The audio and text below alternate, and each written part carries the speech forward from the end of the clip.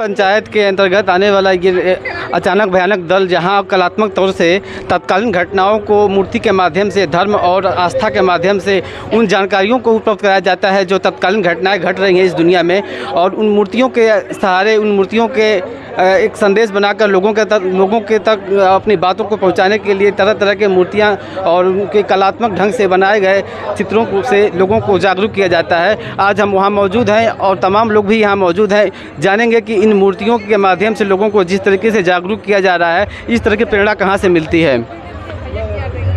और यहाँ तमाम मूर्तियाँ हैं जो आप देख सकते हैं, जो तरह तरह की तत्कालीन घटनाओं पर, ये बंगाल रेप कांड से लेकर बांग्लादेश का तख्ता पलट को लेकर भी इस पे तमाम तरह की मूर्तियां बनाई गई हैं। और जो भी तत्कालीन घटनाएं हैं, उन घटनाओं पर नज़र डालते हुए हर तरह की बातों को जनता तक पहुंचाने का एक बहुत ही बेहतरीन नमूना पेश किया गया है, जो हर साल की भांति इस साल भी इस तरीके का अपना नमूना पेश करते हुए जनता को अपना संदेश पहुँचाया गया है। यहाँ पे तमाम लोग मौजूद हैं, उनसे जानते हैं कि इस तरह की मूर्तियों को बनाकर लोगों को जागरूक करने के पीछे का इनकी प्रेरणा कहाँ से मिलती है। सर, आप बता सकते हैं कि जो इस तरह की कलात्मक मूर्तियाँ बनाकर लोगों को जागरूक करने का ये अभियान चलाया गया है, इसकी प्रेरणा कहाँ से मिलती है? पहली बात तो सनातन धर्म की जय, हिंदू धर्म की जय। ये सनातन धर्म से उपलब्धि हुई हम लोगों को, जो भगवान ने हम लोगों को एक वरदान दिया है, जो भी एक सोचने की शक्ति जो दी है, सोचने का जो शक्ति दिया है, वह सनातन धर्म से मिला है। हिंदुओं पर जो अत्याचार बांग्लादेश में हुआ, वह पूरे विश्व में, पूरे संसार में इसका निंदनीय ये काम है।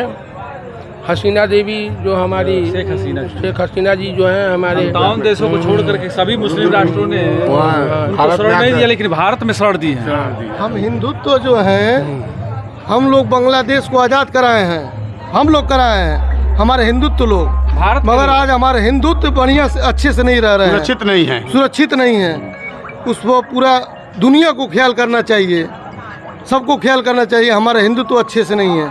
बस मेरा कहना यही है, मेरा हिंदुत्व जहाँ रहे अच्छा से रहे बस। जिस तरीके से बांग्लादेश की प्रधानमंत्री को भारत ने शरण दिया और उनको संरक्षण देते हुए सुरक्षा दिया, तो उस हिसाब से क्या सोच रहे हैं कि जो हिंदू हैं वहाँ के, उनको सुरक्षा देनी चाहिए? देखिए, मेरा पड़ोसी है, बिल्कुल देनी चाहिए, मेरा पड़ोसी है, बिल्कुल देनी चाहिए, मेरा कर्तव्य है। यहाँ पे पाकिस्तानी साजिश वहाँ हो रहा है, और मैं यही अपने भाई हिंदू भाइयों से कहना चाहूँगा, बटोगे तो कटोगे। इसके अलावा ये जो बंगाल में, जो पश्चिम बंगाल में, कोलकाता में जो रेप कांड हुआ है, वो इतना विभत्स और भयानक स्थिति में था जो एक मानवता पर दाग लगाती है। इसके बारे में क्या कहेंगे? बहुत ही निंदनीय होना चाहिए, निंदनीय है, ये होना ही नहीं चाहिए।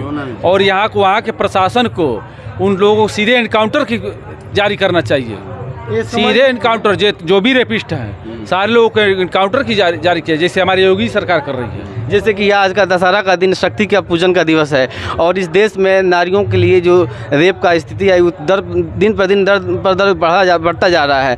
और इस तरह बढ़ते हुए जो रेप का स्थिति है, इस पर सरकार को और जो हमारी प्रशासन है, इस पर जो सख्त अपना कदम नहीं उठा पा रही है, तो इस पर क्या कहना चाहेंगे कि सरकार को किस तरह का कानून बनाना चाहिए कि वो रेप को कुछ कम हो जाए या रुक जाए?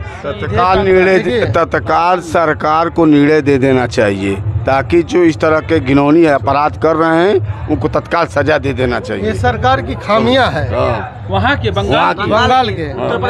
ऐसा कानून व्यवस्था अगर अच्छा रहेगा तो कोई गलती नहीं होगा, ठीक है। बंगाल के अलावा देश के तरह तरह के अनेकों राज्यों में इस तरह की घटनाएं हुई हैं और एक से एक हुई हैं, लेकिन कुछ जगहों पर ऐसा देखा गया है, जो विपक्षी पार्टियां हैं, जहां पे सरकार का अपनी जो केंद्र सरकार की अपनी सत्ता नहीं है, वहां की बातें खुल के आ जाती हैं सामने, लेकिन जहां पर सरकार की अपनी सत्ता में नहीं है, वहाँ की बातें दब जाती हैं। ऐसा क्यों है? आप कर्नाटक में देखिए, वहाँ पे एनकाउंटर नहीं हुआ कर्नाटक में, अभी हाथरस में हुआ था। उस जिला देवरिया में हुआ है। अभी जिला देवरिया हाथरस में जो पैरों में गोली मारे गया, मारा गया, जो भी रेपिस्ट थे। हाथरस में जो कांड हुआ था उसमें जितने आरोपी थे उनमें से केवल एक को आरोपी बनाया गया, बाकी को रिहा कर दिया गया है। और उस बात को भी जब ये बात खुल के सामने आई थी तो जो लॉ एंड ऑर्डर थे उन्होंने साफ साफ कहा था कि ये रेप की घटना नहीं है, इसको जो लोग भी रेप का नाम दे रहे हैं उनको दंडित किया जाएगा। तो बाद में ये CBI ने भी प्रूफ कर दिया कि रेप हुआ था। तो इस पर क्या कहेंगे? हाथरस में खेला खेल रहे हैं, नहीं, हाथरस में किसी ये सब खेला खेल रहे हैं। हाथरस में किसकी सत्ता है? किसकी है? भाजपा की थोड़ी है। किसकी है? भाजपा की थोड़ी है। नहीं, हाथरस की कहाँ है? हाथरस उत्तर प्रदेश में है। उत्तर प्रदेश में है ना, तो हाथरस में वहाँ पे सत्ता किसकी है? भाजपा की है, भाजपा की है, मगर खेला कोई और खेल रहा है वहाँ पे। देखिए, हम लोग ये चाह रहे हैं राज किसी का हो, चाहे अखिलेश का हो चाहे योगी का हो, उससे हमको मतलब नहीं। नारी सुरक्षित होनी चाहिए, बस इसके अलावा मैं कुछ नहीं बोलूँगा। नारी सुरक्षित होनी चाहिए, चाहे किसी घर सरकार किसी की भी हो, चाहे बीजेपी की हो, चाहे कांग्रेस की हो, चाहे सपा की हो, चाहे बसपा की हो, लेकिन अगर नारी सुरक्षा नहीं है इस देश में तो शक्ति पूजन का कोई मतलब नहीं है, कोई अर्थ नहीं है। एक ढोंग होगा, एक दिखावा होगा केवल कि हम शक्ति का पूजन करते हैं और नारियाँ बेबस हैं, लाचार हैं और उनका रेप हो जाएगा, उनकी हत्या हो रही है। ये मानवता पर ही नहीं, भारत के माथे पर भी कलंक होगा। इसलिए हमें शक्ति का पूजन करने से पहले नारी को भी सुरक्षा देना होगा। ये सरकार के अलावा हमारा भी कर्तव्य है कि हम स्त्रियों को, नारियों को उस स्थिति में जब मुसीबत में देखें या संकट में देखें तो अपनी जहाँ तक हमारा सामर्थ्य हो उनकी रक्षा करें, उनका सहायता करें।